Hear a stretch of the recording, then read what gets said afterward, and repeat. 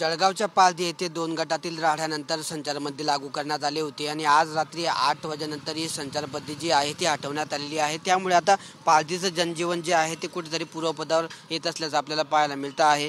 31 डिसेंबरच्या मध्यरात्री पालदी येथे 2 गटात वाद झाला, त्यानंतर जाळपोळ झाली, दुकानांची जाळपोळ करण्यात आली, त्यात काही वाहनांची सुद्धा जाळपोळ करण्यात आली होती।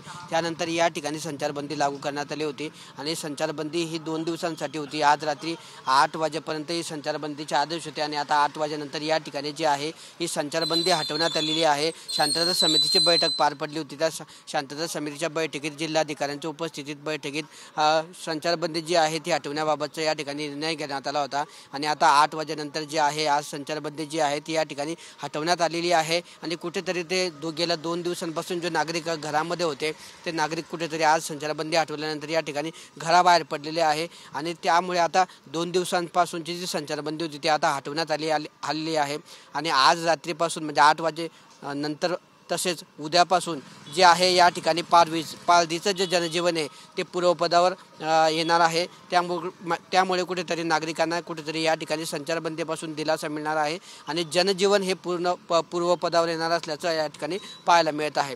कॅमेरा पर्सन हर्षल निकमसह किशोर पाटील, TV9 मराठी, जळगाव।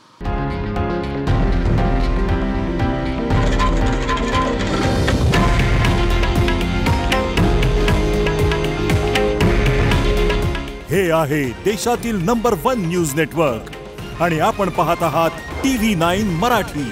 काळजी तुमची, हित महाराष्ट्राचं।